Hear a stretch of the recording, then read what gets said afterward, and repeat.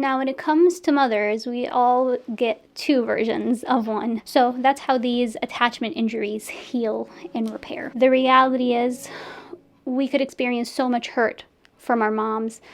Hey everyone, welcome back to another video of film therapy. And today we're going to be breaking down the mother-daughter relationship between Katniss Everdeen and her mom in the Hunger Games movies. So let's get started.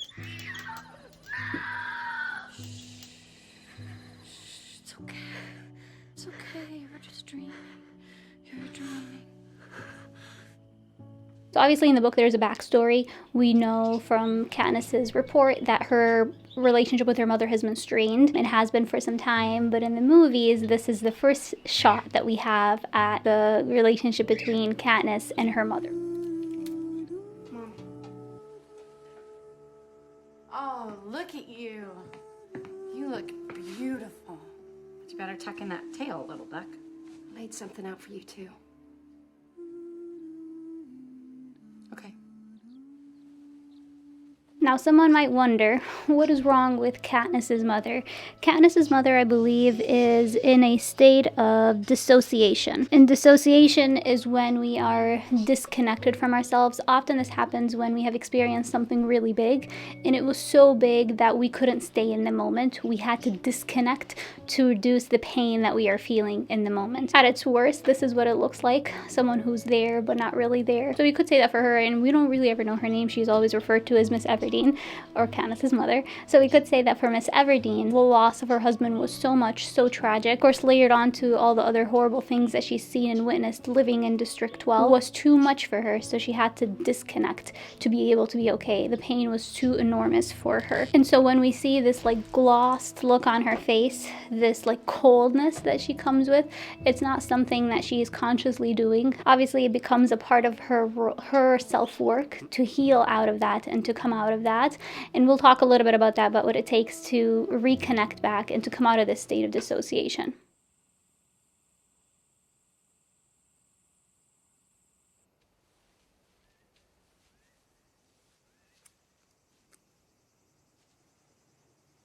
Now you look beautiful too. Now, when it comes to mothers, we all get two versions of one, or maybe more. But in general, I find that we have the mother who we wish we had, and the mother that we do have. Anecdotally, I would say probably only 7 to 10% of the population has an overlap, the mother they wish they have, and that's exactly the mother that they have. It's really unfortunate that that number is that low. It makes me sad, but that is the reality. So only 7 to 10% of us have that. For the rest of us, we have the two versions, and it becomes our life's work to reconcile between the two, to grieve the version that we want and to embrace the one that we got instead, and maybe the gifts that it came with, and maybe some of the burdens that that came with, and to really just reconcile that and learn to live and move forward with it, and to find other figures in our lives who could fulfill that motherly role that we so wish that we had. And this journey sometimes could be a lifelong journey. For Katniss, if this is the spectrum of the journey of reconciling the two versions, Katniss is probably still at the very early stages of this. She's still definitely in anger, and she will feel that anger for quite some time before reconciling that this is what it is, and beginning to grieve and beginning to rebuild with whatever that she has with her mom, whether that's whatever life that they have left together or whatever version of a relationship they have left together. And we will see them get to do that. Now you look beautiful too. Wish I looked like you. Oh no. I wish I looked like you, little duck. So what happens in families when there's an adult figure that's just not there but not really? A family is a system, and so in order for the system to survive, someone has to step up and take over that role. In Katniss's family's case, that had to be Katniss. She had to step up and take over the parents' role for herself and for her sister's survival. And we catch that little glimpse right there with her mom looking at her. It's almost like her mom is being jarred back to reality, like this is what I was supposed to do when I see my little daughter in a new outfit, and how is it that my older daughter now does this for me? It's a thing that happens in families when the adults are not doing the part that they are supposed to do. Children end up taking over, and Katniss has definitely done this. One could say that Katniss is parentified. That's like the psycho lingo for it, but even if she wasn't, we could just tell that she has become the caretaker for her sister. The beautiful thing that comes out of something like this, and we see this all the time, specifically with immigrant children, the whole family's plopped into a whole new world. The kids can hustle and figure it out slightly faster than the parents, and so naturally the parents kind of take a backseat and the kids take a front seat in terms of figuring things out and taking care of the kiddos, the younger siblings, etc. The beautiful thing that happens is that special bonds form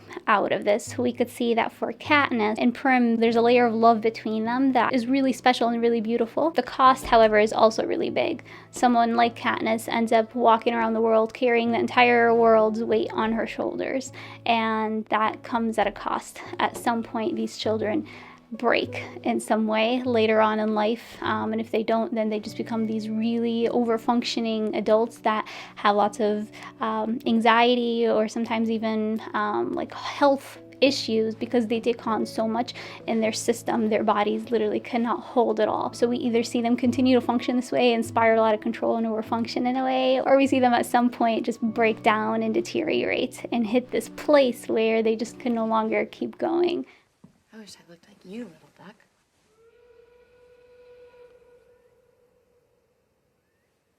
We catch that look again on the mom's face, that jarring look of like, oh, I'm supposed to be the one that's doing this, but she physically can't. She really has a hard time doing so. And that quick glance that Katniss throws her mom is very telling of the kind of relationship they have. It's once again, I know you're not going to be there for me. This is a moment of tension, a moment where a mom would comfort her children. The horn has just been sounded, the reaping is about to begin, but I know that you're not going to be there, so I have to step in and do it. So she turns to Prim and does what she hopes or what she imagines a mom would do. And I would say that even Katniss too is hungry for the same, hungry for comfort and reassurance for someone.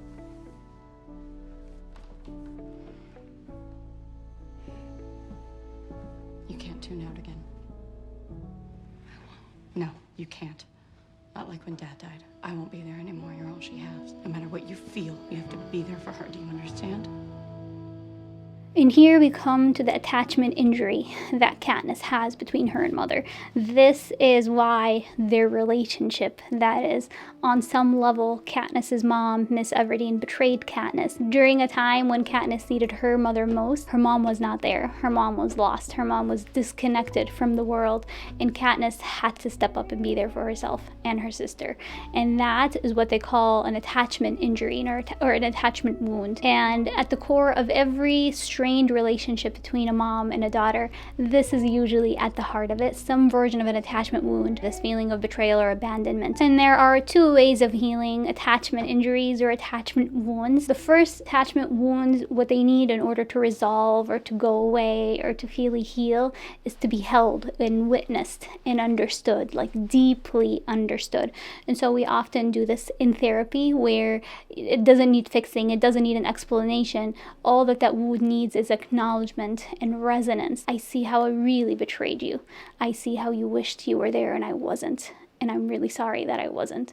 And that's it. That's exactly the thing that an attachment wound needs. And often when that happens between people, repair happens. Unfortunately, this is usually not how these wounds heal because lots of people just don't have the language. And lots of people don't go to family therapy, unfortunately. The second type of repair or the second type of healing for these wounds, which is, all right, the injury is now behind us. It's happened. Now can I offer the opposite? Can I begin to nurture this relationship? And maybe enough moments of these little nurtures, if we string together enough of them, maybe this new relationship will have a chance. Maybe you as the child will have a second chance at trusting that this relationship will be there for you. And these moments are very crucial, and they could really look differently for different people. It could be a, hey, I laid out clothes for you. It could be a hug. It could be I made a warm meal for you. It's genuinely like a recognition, and I think Katniss's mom has this, that a recognition on the parents' end that I have failed. And I know that, and maybe I don't have the language to acknowledge that, but I'm going to try to show up now differently. And enough of those moments, these moments of nurture, could string together to create a new relationship maybe one that's still slightly tainted by the past, but also one that has a chance of being a little bit more beautiful and a little bit better. So that's how these attachment injuries heal and repair. Do you understand? Don't cry. Don't cry. Don't. And I have a hard time distinguishing if the hug here that was initiated by Katniss, if it was her offering her mother comfort or her asking or looking for the nurture that she receives or that she wants, that she may never even be able to verbalize. But Katniss is hungry for that care and that love and that nurture. She doesn't acknowledge it or know it herself, but that's one of the things, especially when you have a teen that is kind of cold like Katniss, that's one of the things that could help. Next up, we have Catching Fire. This is the scene where Gale has just gotten whipped at the whipping post. Get him here. Here we go. Really easy. Up, up. No. Just make a snow coat. Peeta, get the snow. I'll grind the herbs. What is that that's hurting him? He needs some morphling. What I love about this scene is that we begin to see the healing that is taking place for this dissociative state that Katniss's mom is experiencing. How do you heal dissociation, especially when it's this severe like Katniss's mom? Well, there's therapy, but realistically speaking, a lot of people don't have access to that, nor do they seek that. So what people usually heal with is what I'm going to call moments of aliveness. Katniss's mom loves herbal remedies and being a nurse, it's just a part of who she is, something that just brings her so much joy. So anything that can bring back aliveness, that usually will reawaken a dissociative heart or a dissociative state. Those small moments of aliveness. It could be reconnecting back to something that you love, or it could simply be cooking like Katniss's mom is doing. And then also there's something to be said about the environment changing, right? Although they're still in District 12, they are in a slightly better condition where they have access to food and water and shelter and the basic needs without being so severely in need like they were before. And so that makes it easier for people to heal when the environment's completely changed. We cannot take that away. In Katniss's mom's case, that's still the case because obviously her daughter is just about to get reaped again into the second Hunger Games, so there's still that level of loss that's like dooming and looming in there, so long as you're a part of District 12 and a part of this oppressive system. But in general, the general bettering of life conditions have made it so much better for her. What is that that's hurting him? He needs some morphling. You can tell that she's in her element here, that this is like where Katniss's mom just thrives in.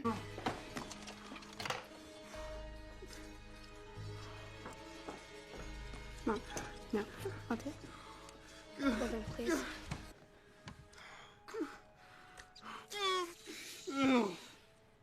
That's better. And then there's this really interesting moment between Prim and her mom. In a moment like that, Katniss would not have been able to navigate that moment. In a moment like that, Katniss's anger would bubble up and she would suddenly realize, like, mom can't be there for us. Here is yet again another way that mom is failing at being there for us. And it's interesting that Prim does not have that reaction, but it's also very typical because what we find is that children often have very different experiences of their parents. One child's experience with a parent is very different than another child's experience of another parent. Prim did not experience the same attachment injury that Katniss did. Prim's experience of her world has always been sheltered by Katniss, and so Prim has always had a caregiver. She was not the one who received the impact of it directly, and so Prim has the capacity to be more empathetic and to be more nurturing for her mom when her mom has a wobbly moment like this and needs it, and that is so very important.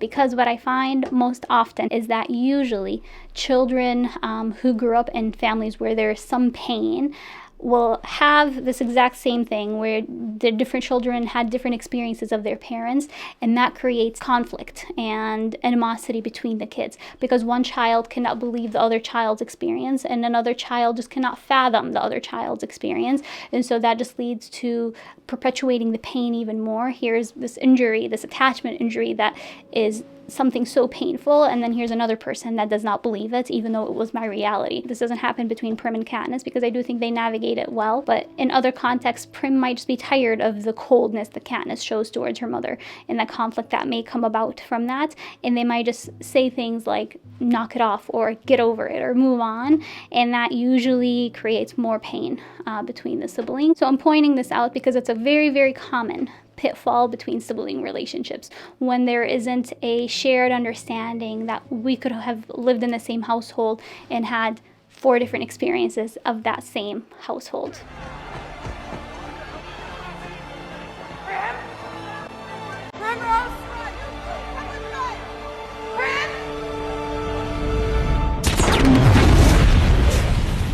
And now we come to the Mockingjay. This is at the end of it all, at the very end, when Prim now has died and the war is over.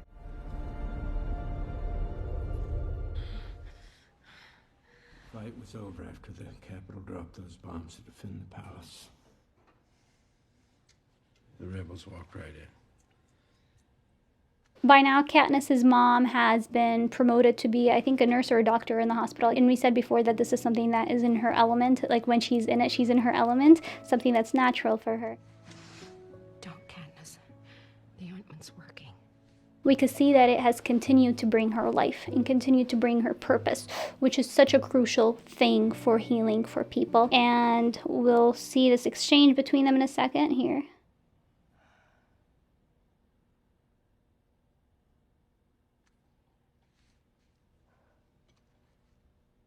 In the moment, we could tell that Katniss's mom is probably suffering from the same grief that Katniss is. Prim just died. That's a big thing that happened for this family. And yet, she's zoning in, focusing in on this thing, because if she doesn't, she knows that she'll slip back into that dissociation. She's found her little coping tool, her little thing that could keep her going, and that is medicine and healing, the medical world for her. That's her thing, and she's continuing to hold on to it, to keep going. Everybody felt it. Peacekeepers, palace guards, they had kids in there too. It was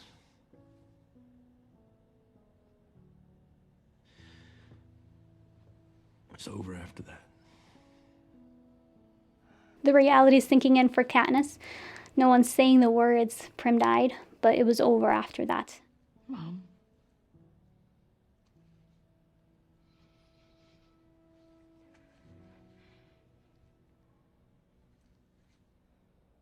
And maybe mom does not have the capacity to reciprocate. Mom still does not have the capacity to hold and to care for Katniss in this moment, because this moment is also too much for her. But she continues to care for her in her own way. She can't say the words, but she cares in her own way. She continues to dab the ointment on and continues to caretake for Katniss. And I wish we would have actually seen more scenes between Katniss and her mom. I think that would have been a lovely thing to see, especially at the end once Katniss settles back into District 12, but we don't. All we see is this, and I think this speaks volumes to the capacity of healing that's possible for families and people like Katniss and her mom. The reality is, we could experience so much hurt from our moms, but we never really know where our relationship will look afterwards. If we take this scene and put it next to that first scene where we started, we could see there is some resemblance. Katniss still has anger in her, but it has softened, it has shifted. Katniss's mom still is struggling and still is in pain, but she has some agency. She is doing the thing that brings her life. She's no longer stuck or disconnected like she was. And I love that so much because it speaks to the healing that's possible for families. The reality is we never really know who in our family we will have a relationship with. Life can unfold in a way where the people who have brought you the most pain could now, years later, be the very same people that you seek out to for comfort, the very same people that offer you that care and comfort in their own imperfect ways, in the ways that they know how. That might be very different from the way that you hope or that you want or that you expect them to, but it's still some way. So that is all that I got for the breakdown of this relationship. Let me know in the comments down below what resonated with you. And also let me know what you'd like to see next. And if you love this video, then you might want to check this one out. That breaks down more complex family dynamics, not just specific to moms and daughters. So you might like to check it out if you found this interesting. And until next time, from one human to another, I wish you well. I looked at the camera. I still can't do this YouTube thing. I really can't. This is all new to me.